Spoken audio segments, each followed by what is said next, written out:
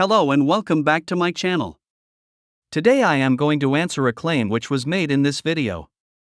The question was, is Zul-qarnayn in the Qur'an Alexander the Great? So let's answer this question. Popular opinion amongst the Muslims and quite recently, within the mainstream evangelical Christians identify Zul-qarnayn, of the Qur'an, with Alexander the Great.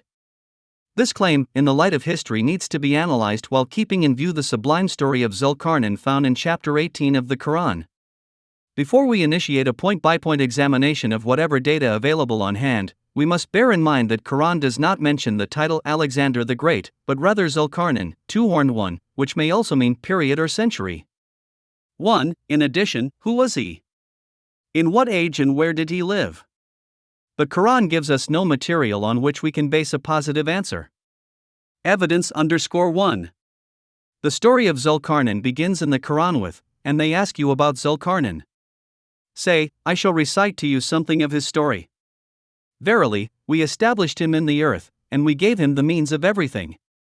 The most important point made in verse 84 is that Allah endowed upon Zul-qarnayn the worldly power and prestige to enable him to rule justly. If a man of God is under the divine protection, then naturally, under no circumstances, the forces of evil can overpower him. Let us now see if, from the following historical record of Alexander the Great, we recognize Zul-qarnayn of the Qur'an. Alexander, hearing of the river Indus, drove the army eastward across the Hindu Kush, 327 BC. His army had understood the need to consolidate all the Persian dominion, but believed this new venture to be a madman's act. Actually, Alexander thought that he was entering the last peninsula of the earth, that beyond it lay the ocean of the east. He reached the Indus with a growing following, a moving state of allied peoples and their families, while his remaining Macedonians laid down pontoon bridges, shored up roads over immense ranges, and fought battles when necessary. Passing from the friendly country around Taxila, near Attock, they encountered the hostile Parava Raja at the Jhelum River, where the Macedonian infantry had to fight against armored elephants for the first time. Alexander and his spearhead could not approach the elephants, which terrified the horses. This shook the Macedonian veterans, who mutinied en masse at the river Ravi. Deeply angered, because he believed the end of the land lay not far off, at Ocean, Alexander was obliged to retreat, 326 BC. From the above narrative, we can easily observe that Alexander's army considered this new venture to be a madman's act and running away from the battleground upon seeing elephants in the enemy's army. Both of these acts are in clear opposition to the verse 84 where Zul-qarnayn is given the utmost power. Verily, we established him in the earth, and we gave him the means of everything. When a man of God is given the power to rule justly upon the earth, he's also sustained by his followers who are ready and willing to follow their leader, and sacrifice themselves for the sake of God. No hardship, calamity, or force can play any role against them. But, unfortunately, Alexander's cowardly actions, such as becoming angry just because he was unable to fight Parava Rajas, a Raja, belonging to, or descended from Puru, a king of lunar dynasty, army which consisted of elephants, do not match that of a man of God. Evidence 2. Zul-qarnayn was indeed a believer in monotheism.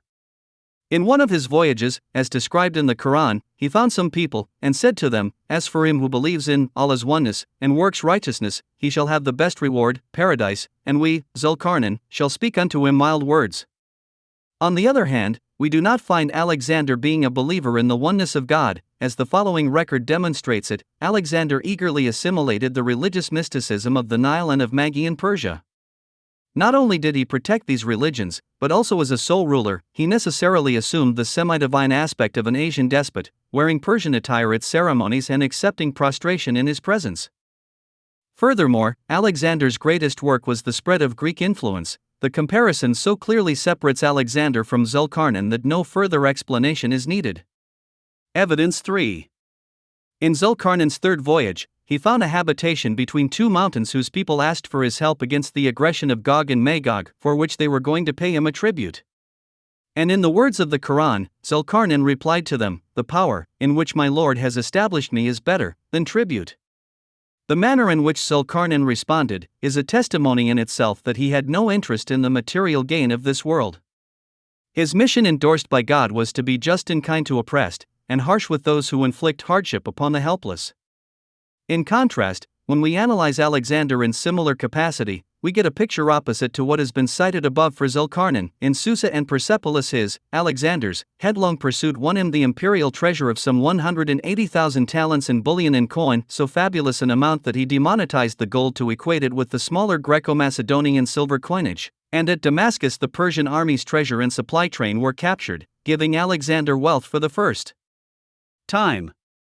From these two historical records, can we picture Zul-qarnayn as he is depicted in the above Quranic verse? Obviously not. Evidence 4. So far, it has been established that Zul-qarnayn of the Quran was a believer in the oneness of God. In the case of Alexander the Great, following few historical accounts further confirmed that he was not a monotheist. In the spring of 331, Alexander made a pilgrimage to the great temple and oracle of Amon-Ra, Egyptian god of the sun, whom the Greeks identified with Zeus.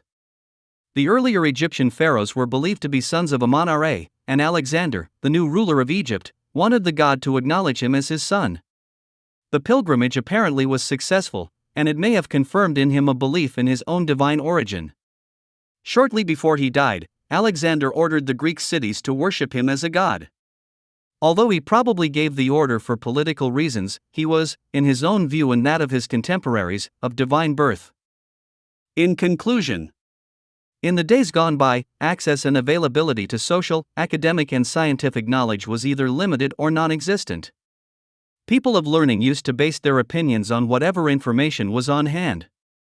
There were also those who accepted matters as conclusive without having first analyzed it from all the different angles. In the case of those Muslim commentators on the Holy Qur'an who identify Zul-qarnayn with Alexander the Great, we simply cannot blame them for their erroneous interpretation.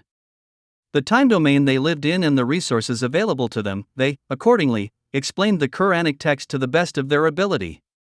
Despite the fact that they were all sincere and good-hearted scholars, they were bound to incorporate within their work certain cultural elements of which they were part of. No other man has been claimed, in legends, by so many nations. Egyptian fable makes him God. Arabo-Persian tradition represents Iskander as a hero saint. 10. The only common factor on which these scholars based their opinions is the expeditions carried by Alexander and Zul-qarnayn. Other than this, there are hardly any other characteristics that are common in both. Hope you enjoyed today's video. The references for these answers are in description, do check that out. I will meet you in the next video. Until then. Assalamualaikum.